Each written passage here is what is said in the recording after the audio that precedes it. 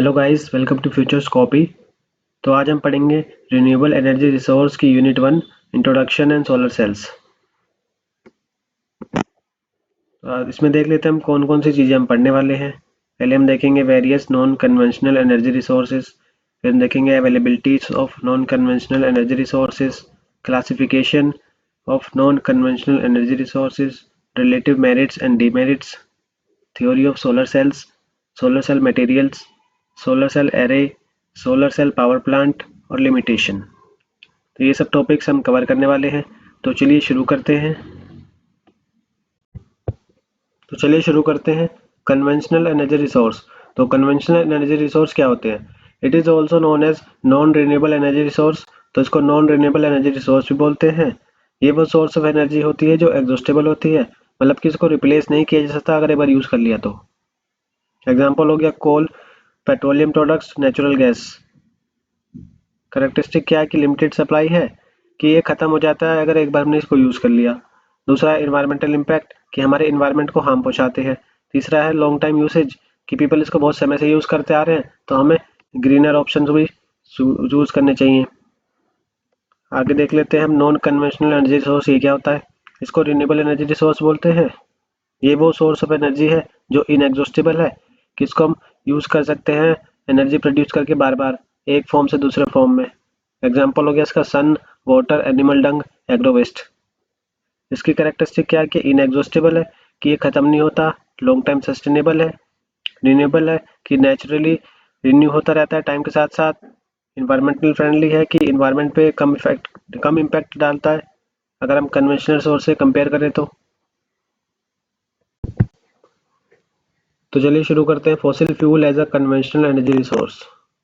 Fossil fuel हमारा कैसे एक कन्वेंशनल एनर्जी रिसोर्स का काम करता है। तो इसमें पहला आता है हमारा कोल एनर्जी। तो कोल हमारा एक कन्वेंशनल एनर्जी सोर्स है। ये हमारा फॉर्म होता है जब जो प्लांट्स और ट्री डिग्रेड हो जाते हैं और वो लेयर्स ऑफ सिल्ट में दफन हो जाते हैं, मतलब दब जाते हैं, तो उनको खोद के निकाला जाता है। इसमें हमारा मेनली कार्बन और हाइड्रोकार्बन्स होते हैं। कोल हमारा फाउंड होता है झारखंड, यूपी, एमपी, बिहार में। इंडिया में अगर बात करें तो यूज क्या है कि इलेक्ट्रिसिटी को जनरेट करता है जब हम पावर प्लांट्स में जब हम वाटर्स को हीट करके स्टीम में प्रोड्यूस करते हैं।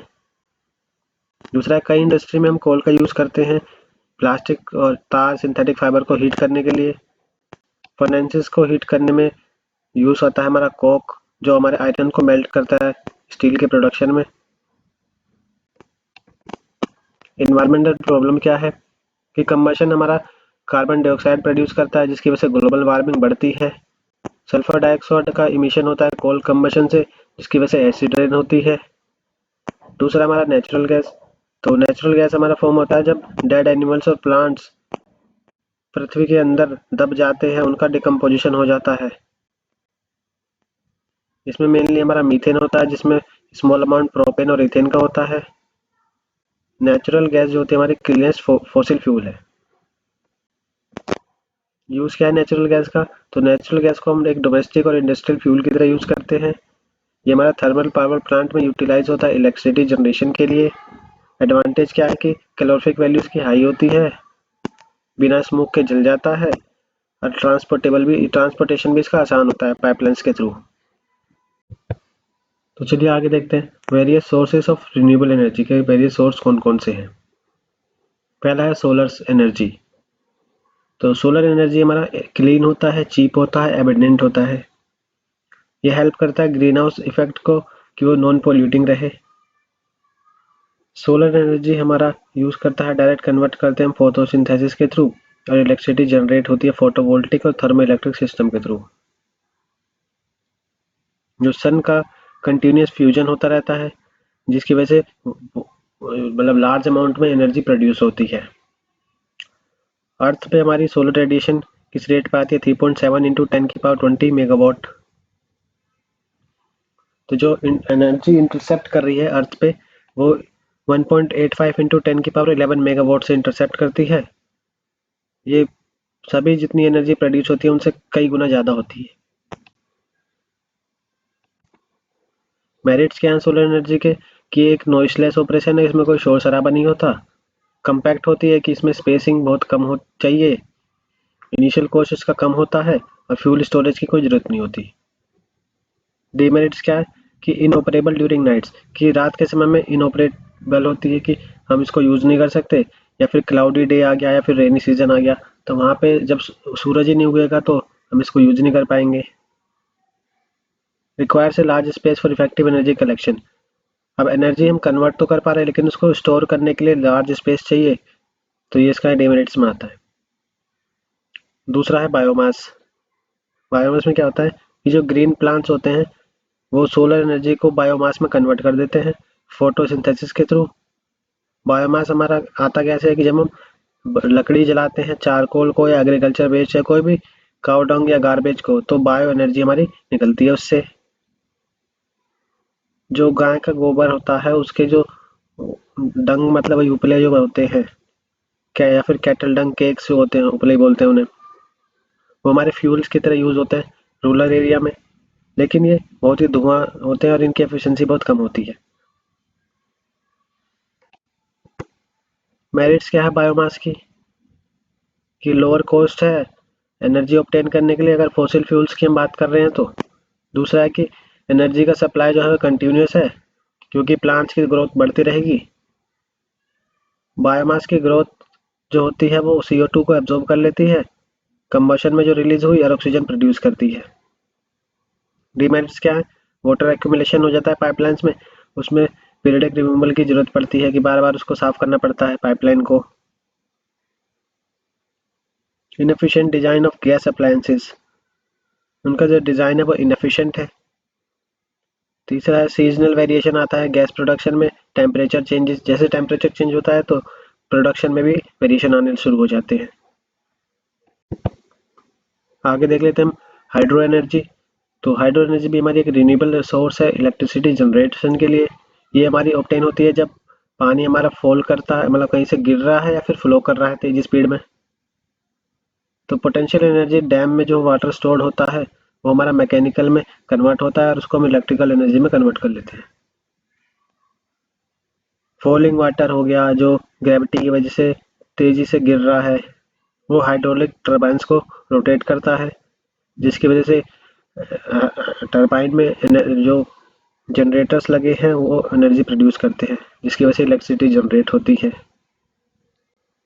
एडवांटेज क्या है कि पोल्यूशन फ्री ऑपरेशन है, कोई वाटर या और एयर पोल्यूशन नहीं कर रही, कोई वेस्ट प्रोडक्ट नहीं कर रहे हम।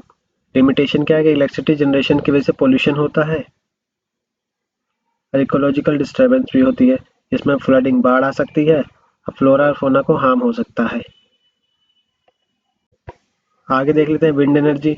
विंड एनर्जी भी हमारा एक रिन्यूएबल और नॉन पोल्यूटिंग है जिसमें एनर्जी हम एक पोटेंशियल तक ग्रो कर सकते हैं या जनरेट कर सकते हैं। अराउंड 2% जो टोटल सोलर एनर्जी होती है वो काइनेटिक एनर्जी में कन्वर्ट हो जाती है एटमॉस्फेयर में। तो जो लोवेस्ट 1000 मीटर में 30% उसकी काइनेटिक एनर्जी होती है, जो नीचे की 1000 मीटर होते हैं उसमें 30% उसकी काइनेटिक एनर्जी होगी जो इलेक्ट्रिसिटी को जनरेट करती है। डिवाइसेस क्या करती हैं, विंड एनर्जी को एक्सट्रैक्ट कर लेंगी कि विंड को स्लो, जैसे ही विंड हमारी स्लो होगी तो मोशन बेस्ड एनर्जी की वजह से डिवाइस विंड एनर्जी एक्सट्रैक्ट कर लेंगी। मेरिट्स क्या है कि ये हमारा फ्रीली अवेलेबल है, सुटेबल होता है इलेक्ट्रिसिटी जनरेशन के लिए जहाँ रिमोट लोकेशन है, नॉन पोल्यूटिंग है, इको फ्रेंडली है। डीमेरिट्स क्या है कि अर्बन एरिया में लेस फेवरेबल है, यहाँ पे विंड्स की बहुत ही हाई होती है एलिवेटेड लोकेशन पे, मतलब ऊंची ऊंची जगह पे विंड तेज होती है, बाकी शहरों में इतनी तेज नहीं होती है। अनरिलायबल और इंटरमिटेंट है, कंसिस्टेंटली अवेलेबल नहीं है कि हमें जरूरी नहीं है कि हर टाइम हवा चले। Modern wind energy system contribute to significant noise pollution, अब जो विंड एनर्जी सिस्टम आ रहे हैं उनकी वजह से नॉइज पोल्यूशन भी बढ़ रहा है। आगे देख लेते हैं हम टीडल एनर्जी। टीडल एनर्जी क्या होता है, टाइड्स जो होती हैं वो ग्रेविटेशनल पुल की वजह से जनरेट हो रही होती हैं, जो सन और मून के बीच में जो ग्रेविटेशनल पुल होता है उसकी वजह से टाइड्स हमारे जनरेट होते हैं। टाइडल एनर्जी को हम कैप्चर कर सकते हैं टाइडल बैरेज से, एनर्जी को हम जनरेट करते हैं बहुत हाई और लो टाइड दोनों जगह से। हाई टाइड में क्या होता है, रिजर्वोयर जो होता है उसको फिल कर देता है वो, जिसकी वजह से जो उसमें टरबाइन लग रही है वो ऑपरेट करना शुरू करेंगी, ऑपरेट करेंगी तो इलेक्ट्रिसिटी जनरेट हो जाएगी। और लो टाइड के टाइम पे जो पानी रिजर्वोयर में स्टोर होगा वो वापस से फ्लो होके वापस से उसमें मिल जाएगा, जिसकी वजह से टरबाइन का ऑपरेशन कंटिन्यू रहेगा, टरबाइन फिर मूव करेगी। ये मेथड हमारा एनर्जी कैप्चर करता है, लो टाइड हो चाहे हाई टाइड हो, दोनों में एनर्जी जनरेट करता है। मेरिट्स क्या है कि इसको मिनिमम स्पेस रिक्वायरमेंट की जरूरत होती है, पोल्यूशन फ्री होता है, कोई हार्मफुल वेस्ट नहीं होता, कोई गैस का प्रोडक्शन नहीं होता या फिर ऐश या रिफ्यूज कुछ नहीं होता। डीमेरिट्स क्या है कि नेचुरल साइट्स की अवेलेबिलिटी पे डिपेंड करता है कि नेचुरल साइट्स अवेलेबल हैं कि नहीं, कैपिटल कॉस्ट इसका हाई आता है, स्मॉल स्केल यूटिलाइजेशन है, इकोनॉमिकली विएबल नहीं है, अवेलेबल नहीं है। चलिए आगे देख लेते हैं ओशियन थर्मल एनर्जी क्या होती है। तो ओटीसी का एक प्लांट लगता है जो ओशन की हीट को इलेक्ट्रिसिटी में कन्वर्ट करता है टेम्परेचर डिफरेंस की मदद से। अब इलेक्ट्रिसिटी कैसे जनरेट होती है, जो हमारा टेम्परेचर का डिफरेंस आता है, सरफेस का सी वाटर का टेम्परेचर वार्म होता है मतलब गर्म होता है, और जो समुद्र के अंदर का पानी है उसका टेम्परेचर डाउन होता है मतलब कोल्ड होता है। जो ऊपर का टेम्परेचर है वो करीब 28 से 30 डिग्री सेल्सियस का होता है, और जो नीचे का पानी का टेम्परेचर होता है वो 5 से 12 डिग्री सेल्सियस का होता है। तो ये जो टेम्परेचर का डिफरेंस है ये हीट जनरेट करता है और हीट को हम इलेक्ट्रिसिटी में कन्वर्ट कर लेते हैं। मेरिट्स क्या है कि एक्सप्लॉइट करता है कांस्टेंट टेम्परेचर डिफरेंस इलेक्ट्रिसिटी के लिए, जो कि इंडिया में एडवांटेज है इसकी। इनएक्सपेंसिव इलेक्ट्रिसिटी ट्रांसमिशन होता है 30 किलोमीटर सी शोर, कि एक 30 किलोमीटर के दायरे के अंदर इलेक्ट्रिसिटी को हम ट्रांसमिट कर सकते हैं। डिमेरिट्स क्या है कि higher transmission cost beyond 30 kilometre from the seashore, कि ट्रांसमिशन की कॉस्ट बढ़ जाती है अगर वो 30 किलोमीटर से दूर है तो। दूसरा है ओटीसी की टेक्नोलॉजी एक अर्ली स्टेज पे थी, ओटीई की टेक्नोलॉजी कॉस्टली होती है और चैलेंजिंग होती है। चलिए आगे देखते हैं वेव एनर्जी।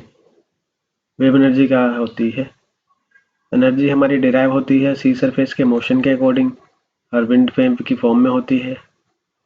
जो फ्लोटिंग प्रोपेलर्स होते हैं मतलब जो टरबाइन के आगे जो पंखे लगे होते हैं वो सी शोर के पास होते हैं, जो वेव के मोशन को कैप्चर करते हैं और काइनेटिक एनर्जी में कन्वर्ट कर देते हैं, जिससे कि टरबाइन हमारी घूमने लगती है।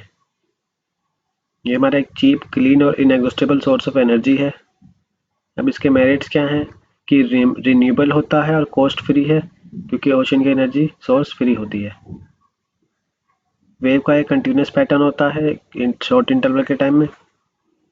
वेव मशीन जो कलेक्टर साइज है वो छोटा होता है अगर हम सोलर डिवाइस से कंपेयर करें। डीमेरिट क्या है कि जो मटेरियल उसमें हम यूज़ कर रहे हैं उसका कोरोजन का रिस्क होता है। पॉसिबिलिटी होती है कि एल्गी की ग्रोथ बढ़ जाए, पोटेंशियल ऑब्स्ट्रक्शन हो जाए शिप्स में। चलिए आगे देखते हैं जियोथर्मल एनर्जी। जियोथर्मल एनर्जी क्या होती है। तो एनर्जी जो हमारी हॉट रॉक से आ रही है वो हमारे पृथ्वी के अंदर होते हैं। अर्थ का टेम्परेचर बढ़ता रहता है जैसे ही हम डेप्थ में जाएंगे, तो रेडियो एक्टिव मटेरियल का फ्यूजन होता है रॉक्स में, जिसकी वजह से हीट हमारी जनरेट होती है। हॉट मोल्टन रॉक्स जो बहुत ही गर्म पत्थर होते हैं जैसे मगमा हो गया, वो अर्थ की कोर में होता है, जिसकी वजह से वोल्केनिक एक्शन होते हैं मतलब वोल्केनिक फटती है। तो जियो थर्मल एनर्जी को हम स्टीम से हार्नेस करते हैं कि वो हॉट रॉक से इलेक्ट्रिसिटी कैसे जनरेट करेगा। आर्टिफिशियली हम हॉट वाटर का यूज़ करते हैं ड्रिल पाइप में, जो पत्थर में डाला जाता है, जो टर्बाइन्स को घूमता है जिससे कि इलेक्ट्रिसिटी जनरेट होती है। मेरिट्स क्या है कि हमारा चीप और इन्वायरमेंटल फ्रेंडली है। दूसरा है कि जियोथर्मल के प्लांट्स को बहुत छोटी सी ज़मीन चाहिए होती है, बस मतलब छोटी सी जगह चाहिए होती है। लिमिटेशन क्या है कि एयर पोल्यूशन होता है जो स्टीम वेस्ट से जो गैसेस निकलती है उनकी वजह से। दूसरा नॉइज पोल्यूशन होता है जो ड्रिलिंग ऑपरेशन होता है। तो आगे देख लेते हैं हम हाइड्रोजन एनर्जी। तो हाइड्रोजन एनर्जी को हमने एक फ्यूचर ऑल्टरनेटिव रखा है कि एनर्जी सोर्स का एक फ्यूचर ऑल्टरनेटिव है। इसको हम नॉन कन्वेंशनल एनर्जी रिसोर्स भी बोलते हैं, और ये वाटर से हीट को प्रोड्यूस करता है जिसकी वजह से एनर्जी जनरेट होती है। फॉर्म कैसे होता है, सन की कोर के अंदर फॉर्म, सन की जो कोर होती है उसके अंदर फॉर्म होता है फ्यूजन रिएक्शन की मदद से, जो कि अर्थ पे सस्टेन कर पाता है लाइफ अपनी। वाटर से हम इसको सेपरेट कर लेते हैं इलेक्ट्रिकल एनर्जी का यूज़ करके या फिर फॉसिल फ्यूल्स को हम यूज़ करके। एडवांटेज क्या है कि जब इसको हम जलाते हैं तो ये नॉन पोल्यूटिंग होता है, पोल्यूशन नहीं फैलाता। दूसरा है कि हाइड्रोजन एनर्जी के अंदर जो एनर्जी का कंटेंट होता है वो बहुत हाई होता है। डिसएडवांटेज क्या है कि हाईली फ्लेमेबल है, जल्दी से आग पकड़ लेता है, और मोर एक्सपेंसिव है कि महंगा बहुत है। तो चलिए आगे बढ़ते हैं। आगे हम देखेंगे इम्पोर्टेंस क्या है नॉन कन्वेंशनल एनर्जी सोर्स का, अगर ग्लोबल वार्मिंग के कंटेक्स्ट में बात करें तो ग्लोबल वार्मिंग समझ लेते हैं पहले होता क्या है। ग्लोबल वार्मिंग एक तरह का फिनोमेना है जिसमें कि इन्वायरमेंट का टेम्परेचर बढ़ जाता है, क्योंकि हमारे इन्वायरमेंट में गैस की जो कंसेंट्रेशन है वो बढ़ जाती है, जैसे CH4 मीथेन हो गया, CO2 कार्बन डाइऑक्साइड हो गया, एरोसोल्स हो गए, या फिर नाइट्रोजन की कोई गैस हो गई, जिसको हम इंडस्ट्री में फॉसिल फ्यूल्स को जब जलाते हैं तो ये गैस हमारी प्रोड्यूस होती है जो हमारे इन्वायरमेंट के टेम्परेचर को बढ़ाती है, जिसकी वजह से ग्लोबल वार्मिंग बढ़ता है।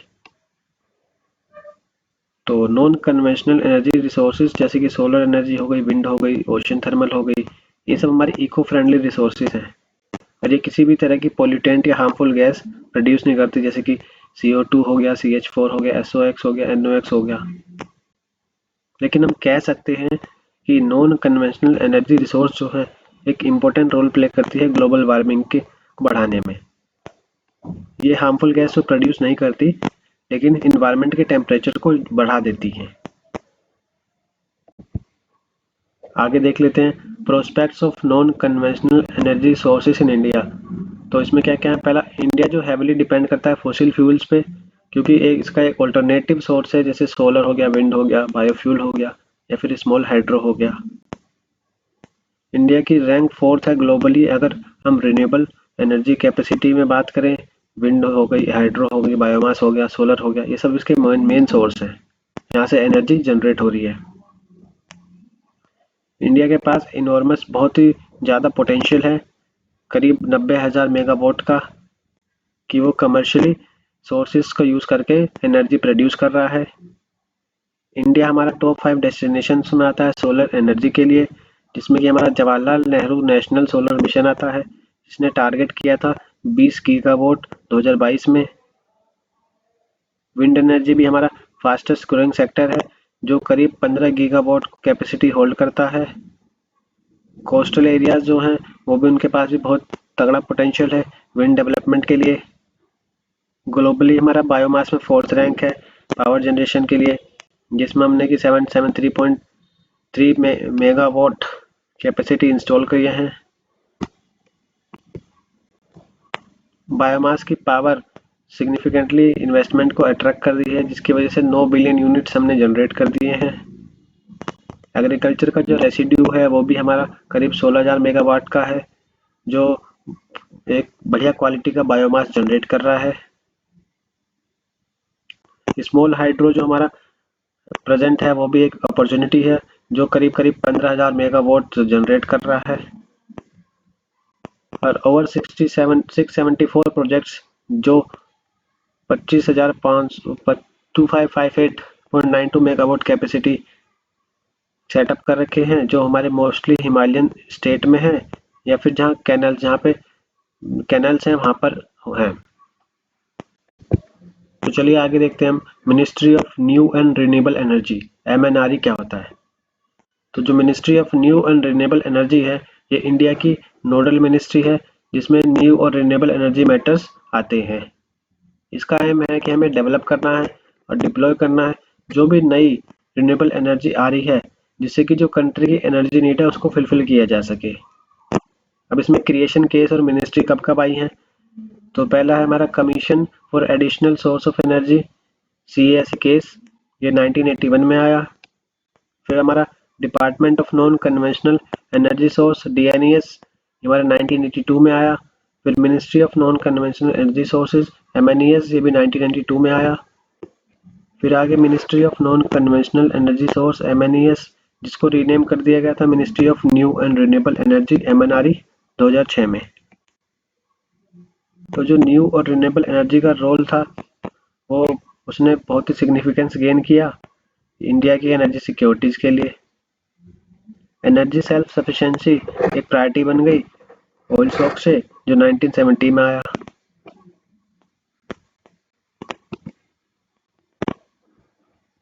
आगे जो कमीशन था एडिशनल सोर्स ऑफ एनर्जी का, वो भी हमारा स्टैब्लिश हुआ 1981 में, जिसने कुछ पॉलिसीज बनाई, प्रोग्राम्स इंप्लीमेंट किए और कोऑर्डिनेट किया रिसर्च और डेवलपमेंट में न्यू और एनर्जी रिसोर्स को जनरेट किए।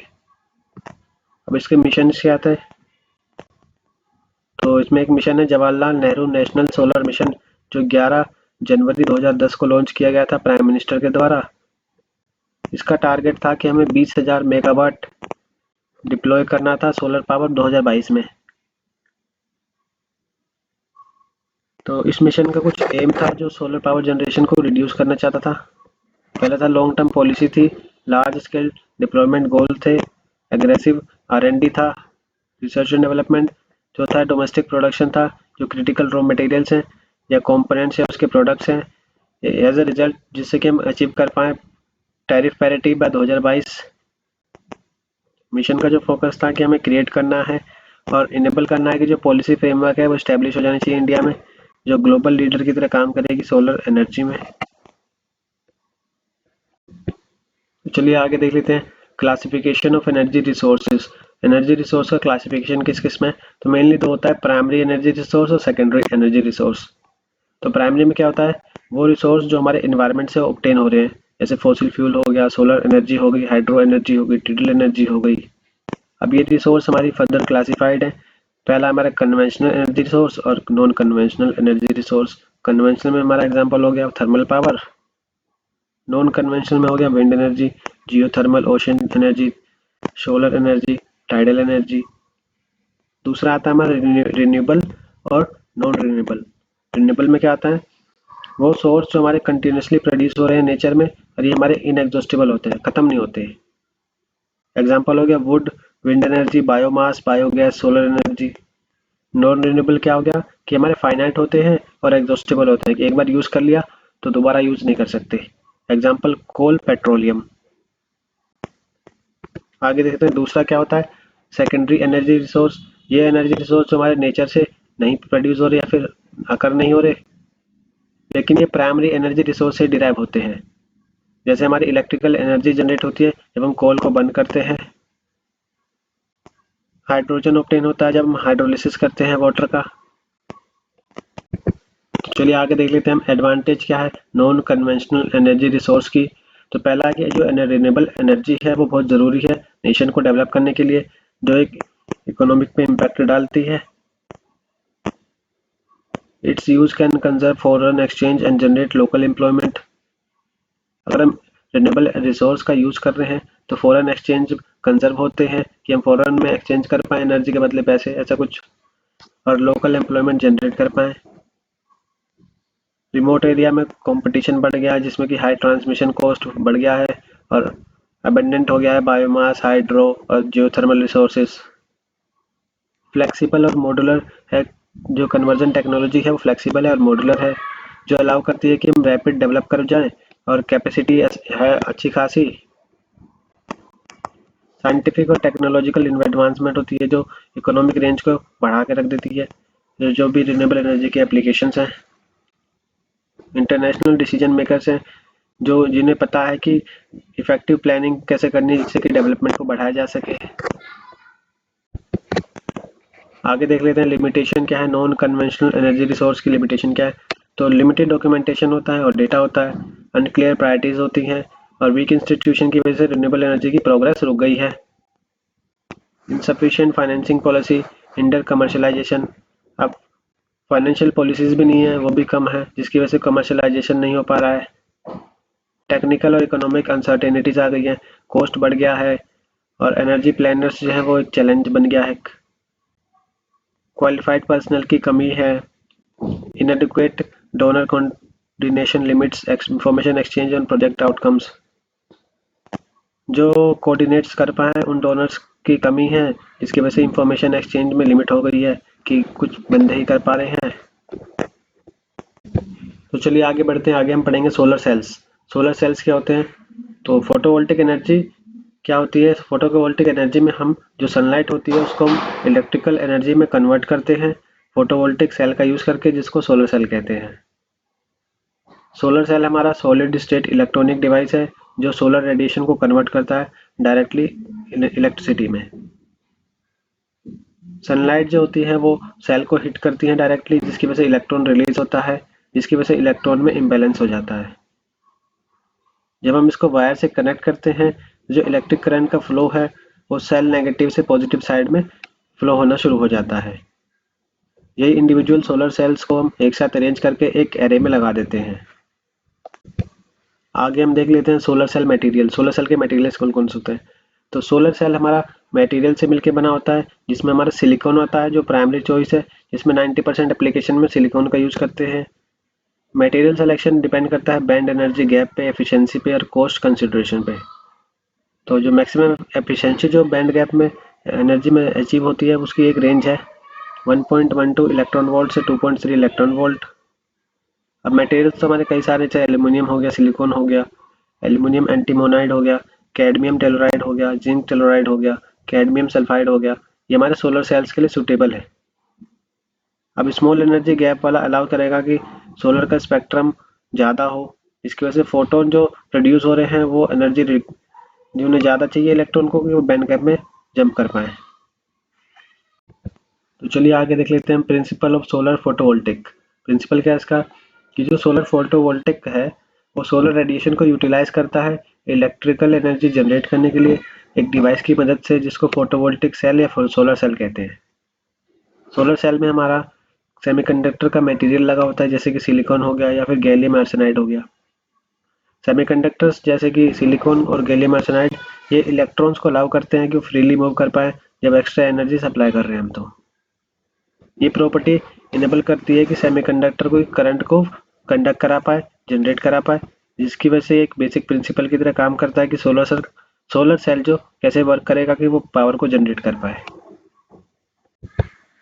तो चलिए आगे देख लेते हैं फोटोवोल्टिक इफेक्ट। फोटोवोल्टिक इफेक्ट क्या होता है। तो जब भी सोलर सेल को हम सन की डायरेक्शन में रखते हैं जिससे कि हमारी लाइट एंटर कर सके, तो एक इलेक्ट्रॉन होल पेयर जनरेट होता है और इलेक्ट्रिक करंट हमारी मिल जाती है आई। आई क्या है, आई एक डिफरेंस बिटवीन है जो सोलर लाइट जनरेट कर रहा है करंट आई एल को, और जो डायोड करंट है वो आई जे है। अगर इक्वेशन में बात करें तो आई हमारे किसके इक्वल होगा, आई एल माइनस आई जे के।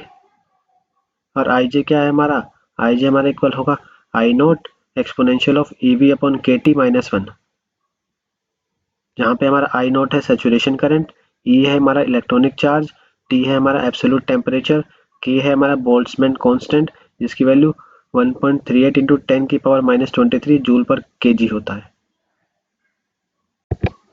तो चलिए आगे बढ़ते हैं। आगे हम पढ़ेंगे mechanism of photo conduction in a PV cell. Mechanism क्या होती है, तो पहले डायग्राम देख लेते हैं। तो ये एक हमारा डायग्राम है जिसमें एक मेटल कंडक्टर लगी हुई है नीचे, और ये हमारा पी रीजन है जो बेस मटेरियल पे बना है, जिसकी हाइट दे रखी है 300 माइक्रोमीटर। उसके ऊपर एन रीजन है जो 0.2 माइक्रोमीटर का है। यहाँ पे हमारी मेटल फिंगर्स लगी हुई हैं, इस पे हमारी सनलाइट पड़ेगी डायरेक्टली और ये नेगेटिव कॉन्टेक्ट बनाएगी। ये जो हमारा एन रीजन है ये हमारा इलेक्ट्रॉन जनरेट करेगा जो हमारे फ्लो करेंगे इस डायरेक्शन में, और ये हमारे होल्स हैं इनके पास जाएंगे। तो नेगेटिव से पॉजिटिव की तरफ एक फ्लो बनेगा, और यहाँ पे हमने एक एक्सटर्नल लोड लगा रखा है। और ये वाली जो लेयर ये हमारी डिफ्यूज लेयर है।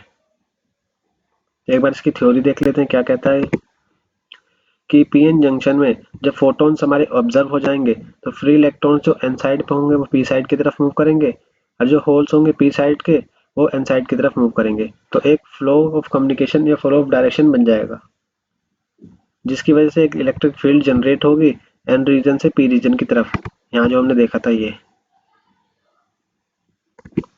आगे देख लेते हैं। ये फील्ड हमारी इक्विलिब्रियम पे पहुंच जाएगी जब जो सम होगा डिफ्यूजन पोटेंशियल का होल्स और इलेक्ट्रॉन्स का इक्वल हो जाएगा। मतलब कि जब दोनों में बराबर हो जाएंगे इलेक्ट्रॉन होल्स, इसमें भी इलेक्ट्रॉन होल्स से बराबर हो जाएंगे, तो वो एक इक्विलिब्रियम स्टेट पे जाएगा जहाँ पे ये प्रोसेस रुक जाएगा। जब इलेक्ट्रिकल कॉन्टैक्ट सेमीकंडक्टर मटेरियल से कनेक्ट करेंगे तो फ्री इलेक्ट्रॉन्स हमारे एन टाइप से पी टाइप में फ्लो कर रहे होंगे एक एक्सटर्नल कंडक्टर की मदद से, जो हमने ये लगा रखा है लोड।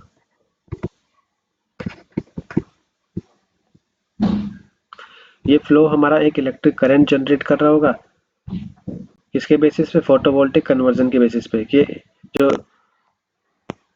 फोटोवोल्टिक सेल है वो हमारा सोलर एनर्जी को इलेक्ट्रिकल एनर्जी में डायरेक्टली कन्वर्ट कर देगा। ठीक है, एन टाइप और P type semiconductor photovoltaic cell को फॉर्म करते हैं। तो पी भी क्या होगा, वो डायरेक्ट करंट जनरेट करेगा जिसको हम कन्वर्ट कर सकते हैं ऑल्टरनेटिंग करंट में अगर जरूरत पड़ी तो ये इसकी पूरी मैकेनिज्म थी। आगे देख लेते हैं लिमिटेशन क्या है सोलर फोटोवोल्टिक एनर्जी की, कि जो सनलाइट सोलर सेल पे स्ट्राइक करेगी उसमें कुछ रिफ्लेक्शन भी होंगे, मतलब 30% तो रिफ्लेक्शन होगा। फोटॉन्स जिनकी एनर्जी सेमीकंडक्टर के बैंड गैप से कम होगी वो हमारे फोटोवोल्टिक करंट के अंदर कंट्रीब्यूट नहीं कर पाएंगे। तीसरा है कि जो डायरेक्ट सन का एक्सपोजर होगा वो सेल को हीट कर देगा, गर्म कर देगा, जिसकी वजह से लीकेज बढ़ जाएगा और पावर आउटपुट कम निकलेगा। एफिशिएंट जो सेल होता है उसका बेटर डिजाइन की जरूरत पड़ेगी, कम से कम 95% फोटोन को एब्जॉर्ब कर पाए और इलेक्ट्रॉन और होल का जो पेयर हो प्रोड्यूस कर पाए। लास्ट है जो ऑप्टिमल बैंड गैप है सेमीकंडक्टर के बीच में, वो एफिशिएंसी को बढ़ा देता है फोटोवोल्टिक सेल में। आगे देख लेते हैं हम solar cells classified by crystal types. तो कौन कौन से सोलर सेल्स हैं जो क्रिस्टल टाइप के अकॉर्डिंग क्लासिफाई हैं। तो according to type of crystal the solar cells are तीन टाइप के होते हैं। पहला है मोनोक्रिस्टलाइन सिलिकॉन सेल जिसका बैंड गैप 1.12 इलेक्ट्रॉन वोल्ट का है। दूसरा है पॉलीक्रिस्टलाइन सिलिकॉन सेल जिसका बैंड गैप भी 1.12 इलेक्ट्रॉन वोल्ट का है। तीसरा है अमोर्फस सिलिकॉन सेल जिसका बैंड गैप 1.75 इलेक्ट्रॉन वोल्ट का है। तो पहला देख लेते हैं हम मोनोक्रिस्टलाइन सिलिकॉन सेल। इसमें पहले डोपिंग होती है, तो सिलिकॉन की डोपिंग हम बोरोन के साथ करते हैं। बोरोन एक पी टाइप है। प्रोडक्शन क्या है, रोड्स को हम एक्सट्रैक्ट करते हैं जो वेफर्स में दिख रही होती हैं। अपर लेयर को हम डोप करते हैं फॉस्फोरस के साथ जो एन टाइप का है। एफिशिएंसी है इसकी मैक्सिमम 24%। आगे देख लेते हैं पॉलीक्रिस्टलाइन सिलिकॉन सेल। इसका प्रोडक्शन कैसे होता है, जो लिक्विड सिलिकॉन होती है उसको ब्लॉक्स में भर देते हैं जो प्लेट्स के अकॉर्डिंग दिखती है और क्रिस्टलाइन साइज इसका वेरी करता है। एफिशिएंसी क्या है कि 17.8 है इसकी मैक्सिमम और ये लोअर कॉस्ट का होता है। थर्ड है हमारे पास अमोर्फस सिलिकॉन सेल। इसका प्रोडक्शन होता है जो सिलिकॉन्स की फिल्म ग्लास या सबस्ट्रेट पे डिपॉजिट हो जाती है उससे हम प्रोड्यूस करते हैं। थिकनेस इसकी 1 माइक्रोमीटर से छोटी होती है और कॉस्ट इफेक्टिव है ये। एफिशिएंसी इसकी मैक्सिमम 30% है जो लो पावर डिवाइस में यूज हो रही होती है। तो चलिए आगे देख लेते हैं हम efficiency of solar cell. Solar cell की एफिशिएंसी क्या है, तो जो इलेक्ट्रिकल कैरेक्टरिस्टिक होती है सोलर सेल की हम उसको एक एक्सप्रेस कर सकते हैं कर्व में, जो V और D का कर्व बनता है एक टेम्परेचर के अगेंस्ट। तो जो ये डायग्राम दे रखा है वोल्टेज करंट का है, इसमें ये करंट है, इधर वोल्टेज है, यहाँ मैक्सिमम करंट है या मैक्सिमम वोल्टेज है, ये शॉर्ट सर्किट करंट है, ये ओपन सर्किट वोल्टेज है। तो इस फिगर में जो मैक्सिमम पावर होगी सेल की वो इस रेक्टेंगल से रिप्रेजेंट है जिसका लार्जेस्ट एरिया है। जब सेल जो होगी हमारी मैक्सिमम पावर प्रोड्यूस कर रही होगी तो जो करंट और वोल्टेज होंगे उसको हमने आई और वी से रिप्रेजेंट कर रखा है। अगर सेल की लीकेज बढ़ जाती है टेम्परेचर के साथ तो वो वोल्टेज को तो घटा देगा लेकिन पावर उसकी बढ़ जाएगी। आगे देख लेते हैं सेल की क्वालिटी अगर मैक्सिमम होगी जब उसका फिल फैक्टर की वैल्यू कम करीब यूनिटी के बराबर हो। फिल फैक्टर को हम कैसे निकालते हैं, तो fill factor is equal to maximum current into maximum voltage divide by short circuit current into open circuit voltage. उसको ऐसे इक्वेशन में लिख सकते हैं। मैक्सिमम एफिशिएंसी कैसे निकालेंगे, तो वो एक रेशियो में निकलती है मैक्सिमम इलेक्ट्रिक पावर आउटपुट से और इंसिडेंट सोलर रेडिएशन से। तो एफिशिएंसी कितनी निकलेगी, maximum current into maximum voltage divide by incident solar flux into cell area. ठीक है, अब हमें पावर का आउटपुट निकालना है कि मैक्सिमम पावर आउटपुट कितना आएगा। तो पी मैक्स कितना आएगा, V max of P into I max of I max of P sorry. तो चलिए आगे देख लेते हैं हम सोलर फोटोवोल्टिक सिस्टम क्या होता है। तो सोलर फोटोवोल्टिक सिस्टम में हमारा डाइवर्स सोलर इलेक्ट्रिसिटी सेटअप होता है। ये सिलिकॉन सोलर एरे का यूज करता है सनलाइट को इलेक्ट्रिसिटी में कन्वर्ट करने के लिए। कंपोनेंट्स क्या हैं, अगर पीवी एरे को हटा दिया जाए तो एक बैलेंस ऑफ सिस्टम को फॉर्म करता है। बैलेंस ऑफ सिस्टम में क्या क्या आता है, हमारे स्टोरेज बैटरी होती है, इलेक्ट्रॉनिक चार्ज कंट्रोलर होता है और इन्वर्टर होता है। बैटरी जिनमें चार्ज रेगुलेटर हो वो बैकअप भी देते हैं जब अगर सनलाइट कम हो जाए तो ये हमारा पीवी एरे है। यहाँ से हमारा चार्ज रेगुलेटर इसमें अटैच है, उसके साथ बैटरी हमने अटैच कर रखी है। अगर हम इसको इन्वर्टर के तौर पे यूज़ करें तो एसी लोड पे यूज़ करेंगे, और डायरेक्टली अगर यूज़ कर रहे हैं तो डीसी लोड पे यूज़ करेंगे। बैटरी कैपेसिटी जो मेजर करी जाती है वो एम्पियर आवर मेजर होती है, और लीड एसिड सेल की 2 वोल्ट की होती है। माइक्रो प्रोसेसर बेस्ड जो चार्ज रेगुलेटर है वो वोल्टेज और टेम्परेचर को मॉनिटर करता है, रेगुलेट करता है इनपुट और आउटपुट करंट को, ओवर चार्जिंग से प्रिवेंट करता है और एक्सेसिव डिस्चार्ज से प्रिवेंट करके रखता है, बचा के रखता है।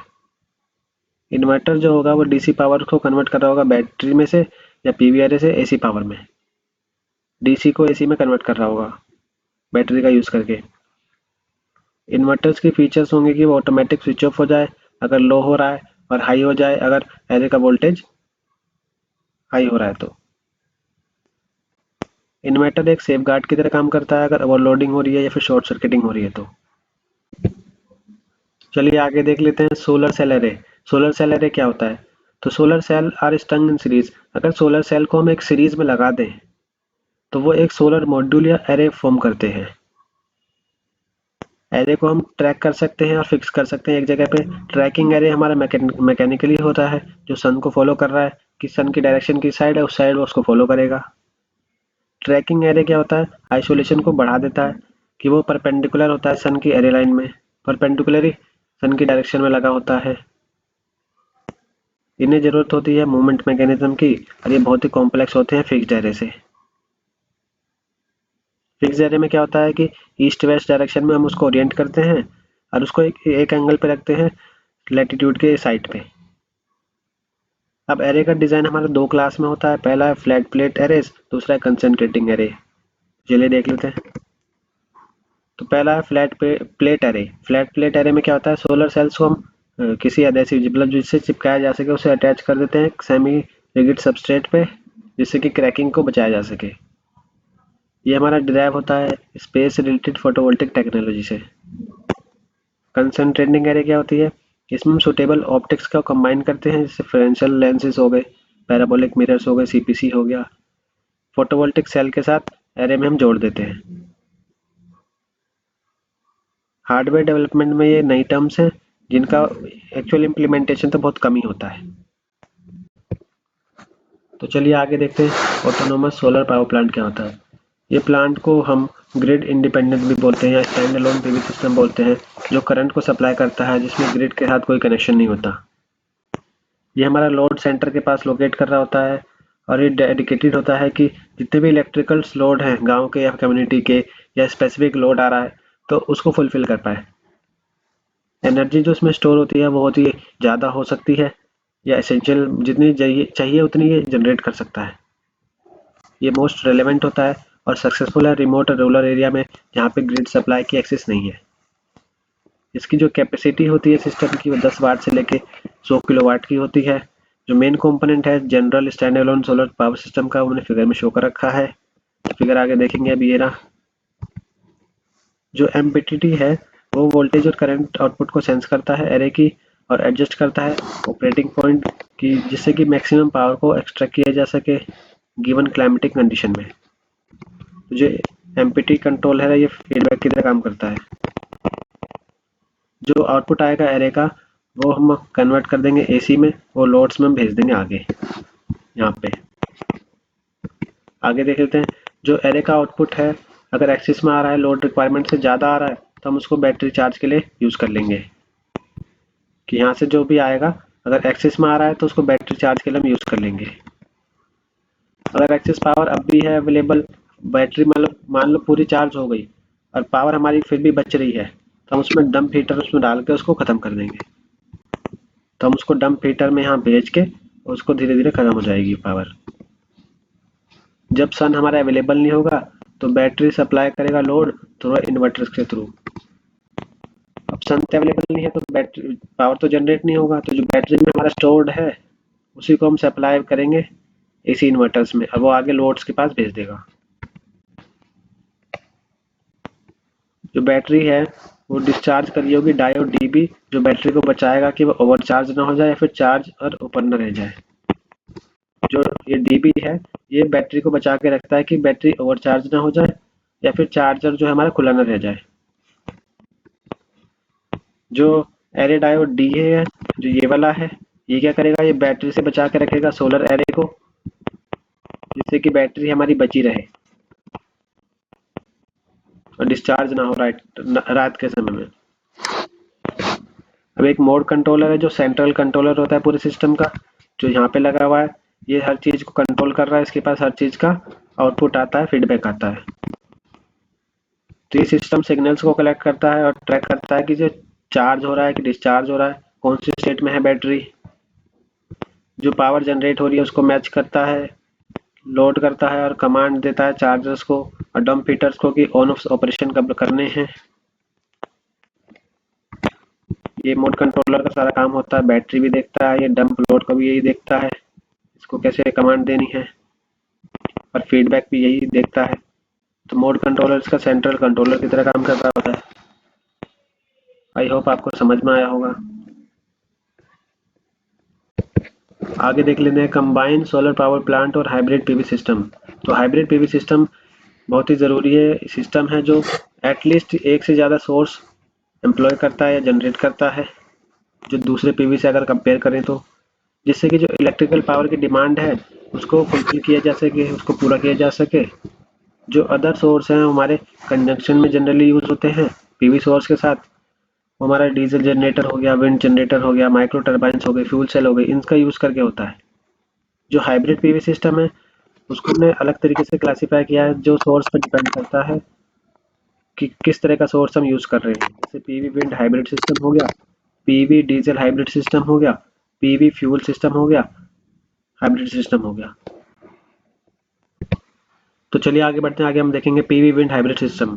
तो अगर पीवी विंड हाइब्रिड सिस्टम की बात कर रहे हैं तो जो विंड की वेलोसिटी है उसमें वेरिएशन आता है, जिसकी वजह से फ्रीक्वेंसी में बहुत बड़ा चेंज दिखता है हमें, और जो आउटपुट पावर जनरेट कर रहे हैं उसमें भी बहुत बड़ा चेंजेस आ जाते हैं। इसकी वजह से हम एसी आउटपुट को डीसी में कन्वर्ट कर सकते हैं और वापस से डीसी को एसी में कन्वर्ट कर सकते हैं इन्वर्टर की मदद से। जो पीवी और जो उसका आउटपुट आ रहा है विंड जनरेटर का, उसको हम पैरेलली कनेक्ट करते हैं एक डीसी लिंक के थ्रू। ड्रॉबैक क्या है कि दोनों सोर्स हमारे अनरिलायबल हैं, दोनों का भरोसा नहीं है, इनको एक लार्ज बैटरी बैंक की ज़रूरत है। तो ये हमारा विंड जनरेटर है, ये एसी डीसी कन्वर्टर है जो कन्वर्ट कर रहा होगा, यहाँ से पीवी एरे से हमारा यहाँ से डीसी डीसी कन्वर्टर होगा जो बैटरी में जाके स्टोर करता है, और ये डीसी का लिंक लग गया जो वापस से इन्वर्टर में जुड़ के एसी में कन्वर्ट कर सकता है। अब इसके कुछ एडवांटेज हैं। एडवांटेज क्या है सोलर एनर्जी सिस्टम की? नॉइसलेस और चीप एनर्जी कन्वर्जन सिस्टम है, मेंटेनेंस कम लगती है, हाईली रिलायबल है, इन्वायरमेंटल फ्रेंडली है, लॉन्ग लाइफ होती है,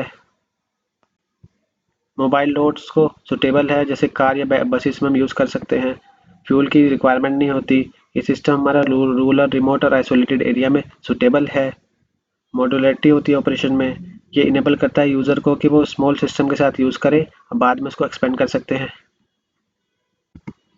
लिमिटेशन क्या है कि इनिशियल कॉस्ट ज़्यादा होती है, इरेगुलर सप्लाई है सोलर एनर्जी का, और ये पावर जनरेट नहीं करता क्लाउडी सीजन में। स्टोरेज बैटरी की जो रिक्वायरमेंट होती है कि अगर नाइट में हमें सप्लाई करना है पावर तो उसके लिए बैटरी चाहिए, एफिशिएंसी इसकी कम होती है, और लार्ज एरिया चाहिए प्लांट्स को लगाने के लिए। आगे देख लेते हैं एप्लीकेशन क्या है फोटोवोल्टिक सिस्टम की। तो पहला है सोलर स्ट्रीट लाइट, जो सोलर में स्ट्रीट लाइट लगी होती है। तो ये कम्पैक्ट फ्लोरोसेंट लैंप की तरह होता है जिसमें दो 35 वाट के सोलर एरे लगी होती है और एक 80 एम्पियर आवर्स का ट्यूबुलर सेल बैटरी लगी होती है। ये रहा। तो यहाँ पे दो एरे लगी हुई हैं, यहाँ पे जब सोलर पड़ेगी तो वो स्टोर होकर बैटरी में स्टोर कर सकते हैं उसको, और बाद में उसको हम स्ट्रीट लाइट को जलाने के लिए यूज कर सकते हैं। आगे होम लाइटिंग सिस्टम। तो यहाँ पे दो पॉपुलर सोलर पीवी यूनिट्स आते हैं जो डिजाइन करे गए हैं दो लाइट पॉइंट के साथ और एक टीवी पॉइंट के साथ। जब भी जरूरी होता है तो हम एक स्मॉल डीसी फैन को भी चला सकते हैं सिस्टम से। तीसरा है वाटर पंपिंग सिस्टम। तो ये दूसरा एप्लीकेशन है फोटोवोल्टिक सिस्टम का। इस सिस्टम को हम मेनली रूरल एरियाज में यूज करते हैं एग्रीकल्चर प्रोडक्शन के लिए। जहाँ पे पावर आसानी से अवेलेबल नहीं होती, फार्मर्स क्या करते हैं 1800 वाट पीवी एरे को यूज करते हैं एक 2 एचपी की डीसी मोटर पंप को चलाने के लिए। ये मोटर डिस्चार्ज करता है 1,40,000 litre per day from depth of 7 metre की डेप्थ गहराई में जाके पानी इतना निकाल सकता है, जो कि सफिशिएंट होता है इरिगेशन के लिए 5 से 8 एकड़ की लैंड को। तो ये सोलर वाटर पंपिंग सिस्टम है कि सोलर से चार्ज होगा, बैटरी में स्टोर होगा, बाद में से हम पंप को चला सकते हैं। लास्ट है हमारा सोलर व्हीकल। तो सोलर फोटोवोल्टिक सिस्टम्स हमारे सोलर व्हीकल्स में भी यूज होते हैं, सोलर कार हो गई, ट्रैक्टर्स हो गए। लेकिन जो सोलर व्हीकल है हमारे कमर्शियली लेवल पे यूज नहीं होते अभी तक। रिसर्च और डेवलपमेंट अभी तक चल रही है कि एफिशिएंसी को कैसे से बढ़ाया जाए सोलर व्हीकल्स की, जिससे कि हम इसको कमर्शियली यूज किया जा सके। तो चलिए आगे बढ़ते हैं। आगे हम देखेंगे प्रीवियस ईयर क्वेश्चन। तो ये कुछ 2 मार्क्स वाले क्वेश्चन हैं जो आप देख लेना। ये 10 मार्क्स वाले हैं। ये आगे भी हैं जो पिछले 2 सालों में पूछे गए हैं, आप एक बार देख लेना। थैंक यू सो मच आपका वीडियो देखने के लिए। अगर आपको हमारी वीडियो अच्छी लगी हो तो लाइक, शेयर और सब्सक्राइब करना ना भूलें और अपने दोस्तों को भी फॉरवर्ड करना ना भूलें। Thank you so much.